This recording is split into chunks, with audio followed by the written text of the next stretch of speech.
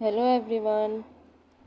मेरा नाम सोनी है और आज हम क्लास 12th का स्वतंत्र भारत में राजनीति का पहला चैप्टर का दूसरा भाग करने वाले हैं। इसमें हमने पहले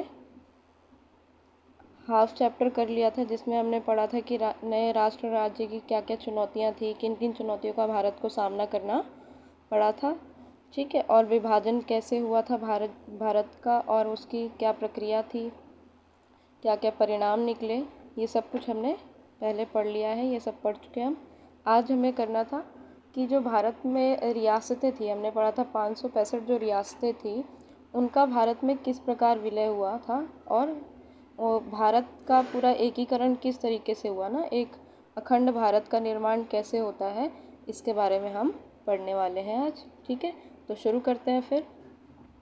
रियासतों का एकीकरण यानी कि जो रजवाड़े थे, रियासतें यानी कि रजवाड़े। ठीक है, देसी रजवाड़े जहाँ पे राजाओं का शासन था, तो इनका एकीकरण कैसे हुआ। तो पहले तो ये जानना होगा कि जो ब्रिटिश इंडिया था, यानी कि पूरे भारत पे जो ब्रिटिश शासन था, उस ब्रिटिश इंडिया को दो हिस्सों में बांटा गया था। दो हिस्सों में वो बटा हुआ था। एक तो हमने पहले ऊपर पढ़ा था कि 3 हिस्सों में था, जो कि पाकिस्तान अलग हो जाता है। तो पाकिस्तान के अलग होने के बाद जो ब्रिटिश इंडिया बचा वो दो हिस्सों में बटा था, एक ब्रिटिश प्रांत और एक देसी रजवाड़े।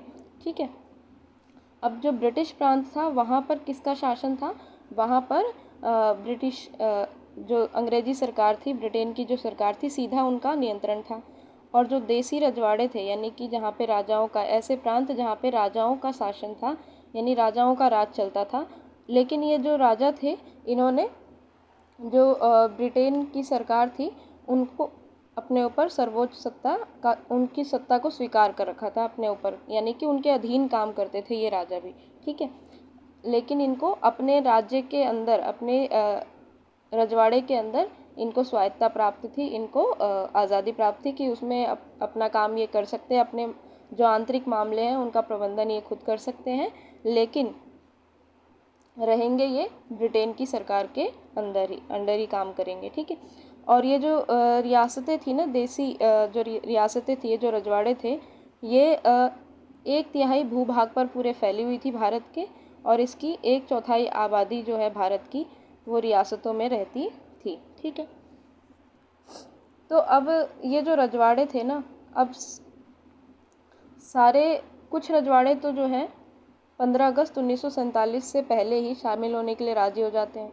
ठीक है। लेकिन कुछ ऐसे होते हैं, समस्या ये आ जाती है कि भारत, ये जो रियासतें और ब्रिटिश प्रांत, भारतीय प्रांत में जो बटा हुआ था दो हिस्सों में, और 565 रियासतें हैं, तो कैसे इनको शामिल किया जाए। क्योंकि ब्रिटेन, जब भारत आज़ाद होने वाला था ना, तो ब्रिटेन सरकार ने, अंग्रेजी सरकार ने क्या किया था, एक घोषणा करी थी जिसमें उन्होंने कहा था कि जो भारत में, भारत को जैसे ही आज़ादी मिलेगी ना, तो जो रजवाड़े होंगे वो भी क्या हो जाएंगे, आज़ाद हो जाएंगे। उनको भी आज़ादी मिल जाएगी कानूनी रूप से, यानी कि उनके पास उनका उनका मर्जी होगा, रजवाड़ जो राजा होंगे उनकी मर्जी होगी कि वो कहाँ, पाकिस्तान में जाना चाहते हैं या भारत में शामिल होना चाहते हैं या फिर वो स्वतंत्र रहना चाहते हैं, ये उनकी मर्जी होगी पूरी तरीके से राजाओं की। ठीक है। तो फिर क्या हुआ, ये, चलो कुछ जो रजवाड़े थे, कुछ जो रियासतें थी, वो तो शामिल हो गई संघ में भारत के अंदर। ठीक है। लेकिन कुछ ऐसी रियासतें थी जैसे कश्मीर, मणिपुर, जूनागढ़, हैदराबाद, इन सब ने ना इनकार कर दिया, और त्रावणकोर ने भी इनकार कर दिया भारत में शामिल होने से। लेकिन अब जब ये जिन रियासतों ने मना किया था ना, ये बहुत बड़ी बड़ी रियासतें थी, और अगर ये मना कर रहे हैं और अगर ये शामिल ना होते तो भारत कई हिस्सों में, कई टुकड़ों में बंट जाता। और जो भारतीय स्वतंत्रता संग्राम जो हुआ था, यानी कि जो हमारे राष्ट्रीय आंदोलन हुए थे उस समय, जो हमारा लक्ष्य था कि हम भारत को एक एक अखंड भारत का निर्माण करेंगे, है ना, जहाँ पे लोकतंत्र की स्थापना करेंगे हम, तो वो जो सपना था वो सपना ही रह जाता अगर ये रियासतें अलग रहती भारत से, तो भारत में शामिल ना होती तो। ठीक है। तो फिर समस्या तो थी कि अब किस तरीके से, समस्या ये थी कि कैसे इन रियासतों को मिलाया जाए, ठीक है, क्योंकि इन्होंने क्या कर दिया था, मना कर दिया था। सबसे पहले तो जो त्रावणकोर के राजा थे उन्होंने मना कर दिया, फिर उसके बाद हैदराबाद के जो निज़ाम, हैदराबाद के जो राजा थे उनको निज़ाम कहा जाता था, उन्होंने भी मना कर दिया। ऐसे ही कश्मीर ने भी मना कर दिया, ठीक है, तो और जूनागढ़ ने भी। तो ये जो इन रियासतों को, बाकी तो मिल गई बातचीत करके रियासतें, लेकिन ये 4 रियासतें, कश्मीर, मणिपुर, जूनागढ़ और हैदराबाद, जो ये 4 रियासतें थी, इनको शामिल करने में बहुत ज़्यादा कठिनाई हुई थी, ठीक है। अब सरकार का क्या दृष्टिकोण था, यानी सरकार का नज़रिया क्या था। अब ये जो देसी रियासतें मना करी थी, तो सरकार ने क्या किया होगा भाई, सरकार ने देखा कि भाई अगर ऐसे ही चलता रहा तो क्या होगा, हमारा भारत जो है वो कई हिस्सों में, कई छोटे छोटे हिस्सों में बँट जाएगा, और अगर रजवाड़े ऐसे ही अपनी मनमर्जी चलाते रहे तो सरकार ने क्या किया, निर्णायक कार्रवाई की, यानी कि थोड़ा कड़ा रुख अपनाया। और इस कड़े रुख की जो मुस्लिम लीग था ना, उसने निंदा भी की, यानी कि उसने विरोध भी किया कि जो भारत है वो रजवाड़ों पर दबाव बना रहा है ना, रजवाड़ों को अपनी मर्जी का रास्ता अपनाने के लिए छोड़ देना चाहिए, यानी कि अगर वो स्वतंत्र रहना चाहते हैं तो उनको स्वतंत्र रहना देना चाहिए, भारत को उनके साथ ज़ोर ज़बरदस्ती या किसी भी तरीके से उनके ऊपर दबाव नहीं डालना चाहिए शामिल होने के लिए भारत में, ठीक है। लेकिन ये बहुत ही एक मुश्किल काम था कि कैसे इनको शामिल किया जाए, क्योंकि फिर भारत ने बहुत ही, जो भारत के नेता थे उन्होंने बहुत ही समझदारी से और बहुत ही युक्तिपूर्ण तरीके से इन जिस तरीके से शामिल कर सकते थे इन रियासतों को करने की कोशिश की, क्योंकि बहुत बड़ा हिस्सा था ये जो ये 4 रियासतें हम जो पढ़ रहे हैं, कश्मीर, मणिपुर, जूनागढ़, हैदराबाद, ये चारों रियासतें बहुत बड़ा हिस्सा कवर करती थी, है ना। जैसे कि उस समय जब भारत अभी आज़ाद हुआ था, उस समय उड़ीसा में 26 रियासतें थी, है ना। उड़ीसा में कितनी रियासत थे, 26 रियासतें थी। और छत्तीसगढ़ में 15 छोटे छोटे रजवाड़े थे। सौराष्ट्र यानी कि जो सौराष्ट्र था, जो कि आज के समय में गुजरात में है, वहाँ पर 14 बड़ी रियासतें थी और 119 छोटे छोटे रजवाड़े थे। तो ये सारे कुल मिलाकर, यानी कि उड़ीसा में 26, ठीक है, और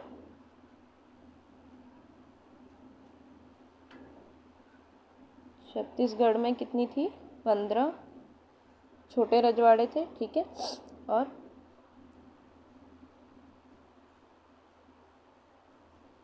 सौराष्ट्र, जो कि आज के समय पे गुजरात में है, वहाँ पर 14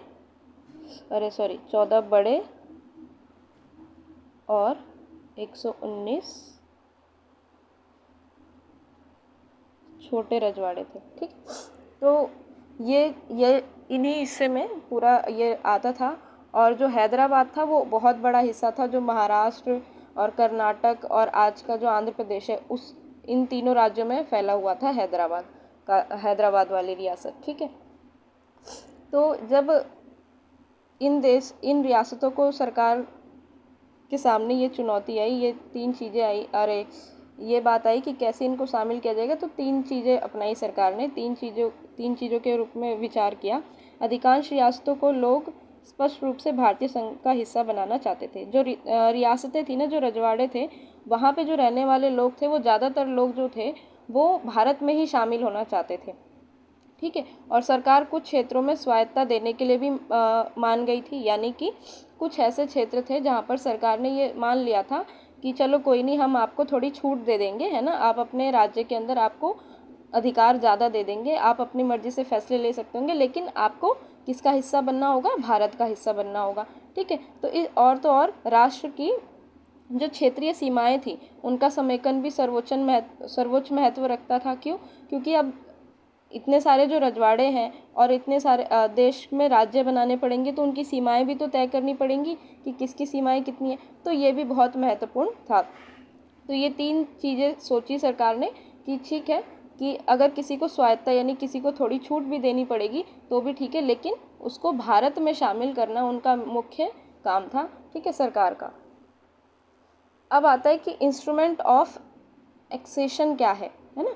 ये एक सहमति पत्र था, ठीक है, जो कि रियासतों को जब भारत में शामिल किया जाता था तो उनसे ना वहाँ के राजाओं से उस पर हस्ताक्षर किया जाता, मतलब एक ऐसा डॉक्यूमेंट जिस पे राजाओं से हस्ताक्षर किया करवाया जाता था, जिससे कि ये तय हो जाए कि हाँ राजा ने साइन कर दिया है और वो भारत में शामिल हो गए हैं पूरी तरीके से उनकी रियासत।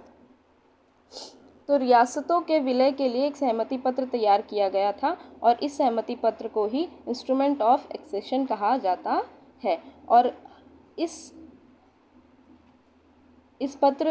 पर हस्ताक्षर करने का मतलब था कि रियासत जो है वो भारत में शामिल होने के लिए तैयार है, ठीक है। और कुछ जो आधी से ज़्यादा रियासतें जो थी वो 15 अगस्त 1947 से पहले ही भारत में शामिल हो गई थी और इस पे हस्ताक्षर भी कर दिए थे। लेकिन कुछ रियासतें जो थी वो उनको शामिल करने में भारत को समस्या आई थी, जैसा कि मैंने ऊपर आपको बताया कि चार पांच ऐसी रियासतें थी जिनको शामिल करने में भारत को परेशानी हुई। और जो मैंने बताया था कि त्रावणकोर एक रियासत थी, बाद में इसको बातचीत के जरिए यहाँ के राजा से बातचीत से शामिल कर लिया गया था, ठीक है, भारत में। इसके बाद अब एक एक करके देखते हैं कि जो ये 4 रियासतें थी ना, इनको किस तरीके से भारत में शामिल किया गया, कैसे भारत का हिस्सा बनाया गया, ठीक है। और एक चीज़ और याद रखनी है कि ये जो जितनी ये सारी रियासतें थी 565 रियासतें, और बाकी ये जो 4 रियासतें जिनको शामिल करने में थोड़ी परेशानी हुई थी, इन सबको शामिल करने में, भारत के संग में मिलाने में सबसे महत्वपूर्ण भूमिका जो है ना वो किसकी है? सरदार वल्लभ भाई पटेल की, ठीक है। जो सरदार वल्लभ भाई पटेल हैं वो राष्ट्रीय जो आंदोलन था, राष्ट्रीय आज़ादी के समय जो आंदोलन चल रहे थे उसके एक महत्वपूर्ण नेता हैं और कांग्रेस के नेता थे और गांधी जी को बहुत मानते थे ये, ठीक है। ये हमारे पहले गृह मंत्री भी रह चुके हैं, सबसे पहले गृह मंत्री थे ये, ठीक है। इनका जो है सबसे महत्वपूर्ण योगदान था रियासतों को मिलाने में, यानी कि एक अखंड भारत का निर्माण करने में, एक एकीकृत भारत का निर्माण करने में सबसे महत्वपूर्ण योगदान सरदार वल्लभ भाई पटेल का है, ठीक है। तो पढ़ते हैं कि हैदराबाद का विलय कैसे हुआ, ठीक है। तो हैदराबाद जो रियासत थी वो बहुत बड़ी थी, जैसा कि मैंने आपको बताया कि आज के समय में जो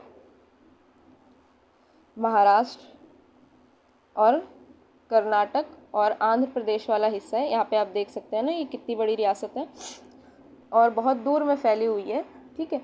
और यहाँ पे जो राजा था उसके यहाँ के राजा को निजाम कहते थे। और ये जो रियासतें आप देख रहे हैं कि बिल्कुल पूरी तरीके से भारतीय भूभाग पर है, यानी कि भारत में बीचों बीच है और चारों तरफ से हिंदुस्तान यानी भारत के इलाकों से घिरी हुई है, ठीक है। और यहाँ का जो निज़ाम था ना, वो जो शासक था वहाँ बहुत शक्तिशाली, यानी कि एक तरीके से दुनिया में सबसे दौलतमंद लोगों में मशहूर था, यानी कि सबसे दौलतमंद माना जाता था हैदराबाद का जो निज़ाम था, अमीर लोगों में से एक था ये। और जो निज़ाम था वो चाहता था ना कि जो हैदराबाद है वो भारत से अलग रहे, एक स्वतंत्र राज्य बने, ठीक है, क्योंकि ये चाहते नहीं थे भारत में शामिल होना, ठीक है। फिर क्या हुआ, उसके बाद निजाम चाहते थे कि हैदराबाद भारत से अलग रहे और एक स्वतंत्र राज्य बने, लेकिन हैदराबाद में रहने वाले जो लोग थे वो निजाम के शासन से नाखुश थे, यानी कि निजाम जो जिस तरीके का शासन कर रहा था उससे वो लोग बहुत नाखुश थे। और फिर क्या हुआ, 1947 में नवंबर में भारत के साथ ना एक समझौता हुआ निजाम का और भारत की सरकार का। समझौता ये हुआ कि बोला गया कि 1 साल के लिए समझौता हुआ था ये भारत सरकार और निजाम के बीच में, कि जो निजाम जो हैदराबाद है वो अभी भारत में ही रहेगा फ़िलहाल के लिए, ठीक है। और इसी दौरान क्या हुआ था, जो हैदराबाद है वहाँ के जो लोग थे ना उन वहाँ लोगों ने हैदराबाद के निज़ाम के खिलाफ, अपने राजा के खिलाफ आंदोलन कर दिया। क्यों कर दिया? क्योंकि वहाँ के जो तेलंगाना, जो आज के समय में तेलंगाना है, वहाँ के जो लोग थे, किसान, वो बहुत ही नाखुश थे, बहुत परेशान थे उसकी दमनकारी जो नीतियाँ थी उससे, और आंदोलन उठ खड़ा हुआ यहाँ पर। फिर इसी आंदोलन में महिलाएं भी शामिल हो गई, क्योंकि महिलाएं जो थी, महिलाओं पे भी इसके शासनकाल में बहुत ज़्यादा जुल्म हुआ था, जिसकी वजह से महिलाएं भी बड़ी संख्या में इस आंदोलन में जुड़ गई। और फिर क्या हुआ, एक बड़ा आंदोलन का रूप ले लिया। ठीक है, हैदराबाद में एक बड़ा आंदोलन शुरू हो गया, और इसमें जो कांग्रेस पार्टी थी, कम्युनिस्ट पार्टी थी, ये सारी पार्टियां भी इस आंदोलन में साथ दे रही थी। ठीक है, तो फिर होता क्या है, जो निज़ाम है देखा कि भाई आंदोलन तो बहुत तेज़ी से हो रहा है मेरे खिलाफ, तो उसने क्या किया, अपनी सेना को, अपनी एक अर्ध सैनिक बल को रवाना किया और भेजा कि ये जो आंदोलन है उसको दबा दें। ठीक है, और ये जो सेना थी ना इसको कहते थे रजाकार, इसकी सेना को कहते थे रजाकार। तो ये जो रजाकार सेना थी इसकी, उनको भेजा, और ये जो रजाकार सेना थी ये एक नंबर के सांप्रदायिक और अत्याचारी लोग थे, मतलब अव्वल दर्जे के अत्याचारी थे। मतलब जब इनको भेजा इसने निज़ाम ने आंदोलन को ख़त्म करने के लिए, तो इन्होंने क्या किया, जो गैर मुस्लिम थे ख़ासतौर उन पर अपना निशाना साधा, और लूटपाट बहुत ज़्यादा मचाई, हत्याएं की, बलात्कार किए, और ये सारा कुछ किया। फिर क्या होता है, ऐसे लोगों पर अत्याचार देखते हुए क्या होता है, भारत सरकार भारतीय सेना भेजती है सितंबर 1948 में।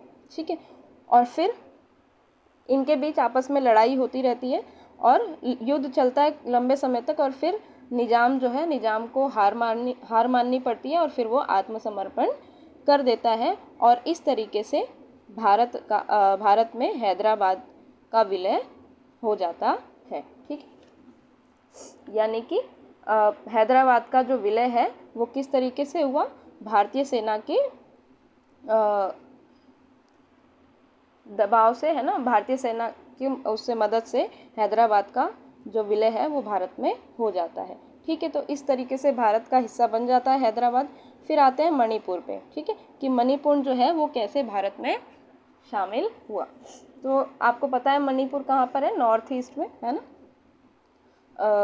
उत्तर पूर्वी राज्य है मणिपुर, और यहाँ के जो राजा थे उनका नाम था बोधचंद्र सिंह। ठीक है, अब ये बोधचंद्र सिंह जो थे, इन्होंने क्या किया, सहमति पत्र पर हस्ताक्षर कर दिए थे।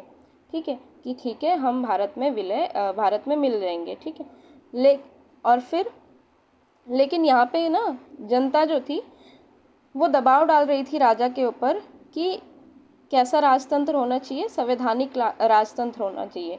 तो फिर यहाँ पर चुनाव होते हैं जून 1948 में। ठीक है, पहली बार, और फिर संवैधानिक राजतंत्र की स्थापना हो जाती है यहाँ पर।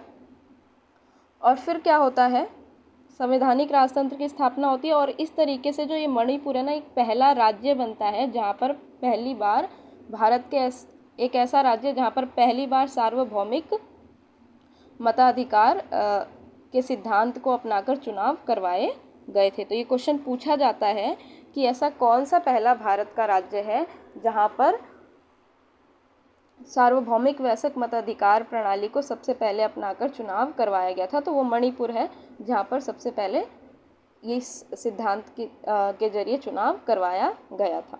ठीक है, अब देखो यहाँ पे संवैधानिक राजतंत्र तो स्थापित हो गई, राजा ने साइन भी कर दिए थे सहमति पत्र पर कि रियासत जो है वो भारत में विलय हो जाएगी। लेकिन क्या हुआ,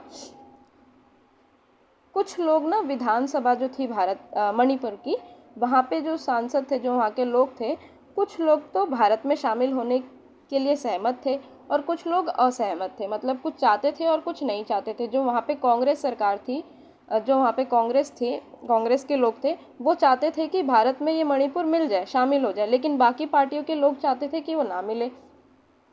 और अगर विधानसभा में भारत से अलग रहने का प्रस्ताव पारित हो जाता तो मणिपुर क्या होता, वो कभी भी शामिल नहीं हो पाता भारत में, और फिर एक अलग वो बन जाता। ठीक है, अलग देश बन जाता, अलग प्रांत बन जाता, स्वतंत्र। फिर क्या किया भारत सरकार ने, वहाँ के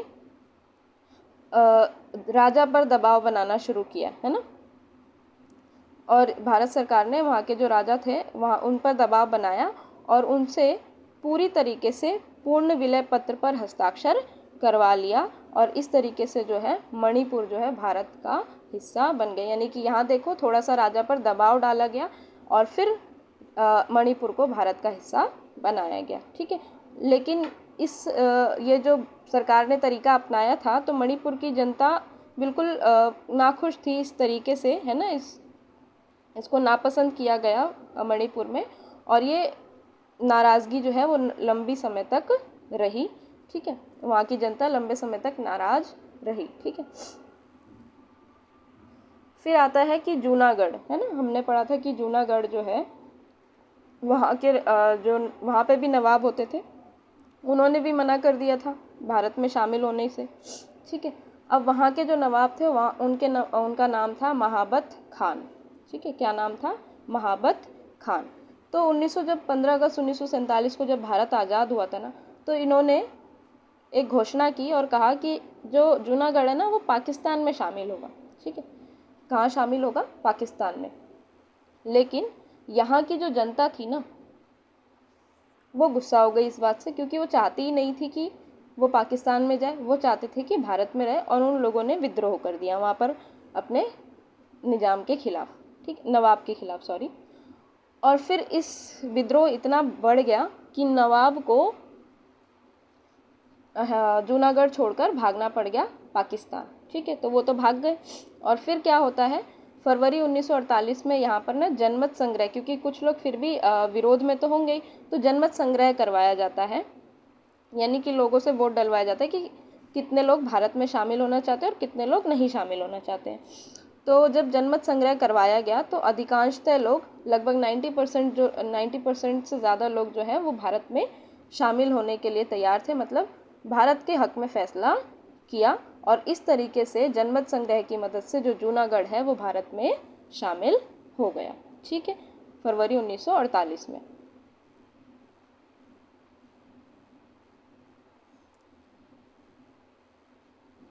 एक और रह गया है कश्मीर, है ना। हाँ, कश्मीर को पढ़ लेते हैं कि कश्मीर रियासत का विलय किस प्रकार भारत में हुआ। तो अब देखो, जो कश्मीर थी, कश्मीर रियासत, आज भी कश्मीर को लेकर भारत और पाकिस्तान के बीच में तनाव देखने को मिलता है, ठीक है, खींचातान चलती रहती है। लेकिन उस समय जो कश्मीर रियासत थी वो कैसे भारत में शामिल हुई देखते हैं। वहाँ के जो राजा थे उनका नाम था हरि सिंह, ठीक है। और इन्होंने क्या किया, इन्होंने कहा कि जो कश्मीर है वो स्वतंत्र रहेगा, ना पाकिस्तान में शामिल होगा और ना ही भारत में, ठीक है। इन्होंने भी हैदराबाद के निज़ाम की तरह स्वतंत्र रहने की घोषणा कर दी, ठीक है। लेकिन अब कश्मीर की स्थिति हम देखते हैं कि बिल्कुल बॉर्डर पे है, एक तरफ पाकिस्तान है और इधर भारत है, ठीक है। तो पाकिस्तानी हमले हम हमेशा सुनते रहते हैं कि कश्मीर में हो रहे हैं। तो 1948 में क्या हुआ, पाकिस्तान ने कश्मीर पर हमला कर दिया, ठीक है। अब राजा ने तो भाई स्वतंत्र होने की घोषणा की थी, तो भारत तो लड़ेगा नहीं इधर से। तो फिर पाकिस्तान के जो कश्मीर के जो राजा हैं हरि सिंह, उन्होंने भारत से मदद मांगी कि भाई हमें सहायता कर दो। तो जब भारत से सहायता मांगी तो फिर भारत ने भी इस मौके का देखते हुए भारत ने कहा कि हम कैसे मदद कर सकते हैं जब तक आप विलय नहीं होते, भारत का हिस्सा नहीं होते, क्योंकि हम तो बाहर के किसी देश में हस्तक्षेप कर नहीं सकते, बाहर के किसी हिस्से में। तो फिर राजा ने कहा कि नहीं, मैं भारत में शामिल होने के लिए, विलय होने के लिए तैयार हूँ।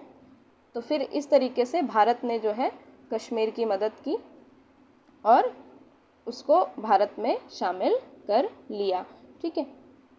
तो इस तरीके से कश्मीर का भी भारत में विलय हो जाता है 1948 में, ठीक है। तो ये थी सारी की सारी जो 4 रियासतें जो जिनको शामिल करने में बहुत मुश्किलें आ रही थी, तो किस तरीके से, किस सूझबूझ से भारतीय सरकार ने शामिल किया इनको अपने में, ठीक है, अपने भारत में, ठीक है। तो ये देख लीजिए, यहाँ पे सारी रियासतें हैं ना। जूनागढ़ जो है वो गुजरात में है। मैप भी फिल करने के लिए आपको आता है, जूनागढ़, हैदराबाद, ठीक है, और कश्मीर, ठीक, मणिपुर। तो ये आपने याद रखना है कि ये जो चार रियासतें हैं कहाँ कहाँ पर हैं, ठीक है, क्योंकि ये आपके पेपर में मैप फिल में भी आता है, मैप फिल करने के लिए भी, ठीक है। तो आगे का जो है अब वो नेक्स्ट क्लास में करेंगे। Okay, bye bye.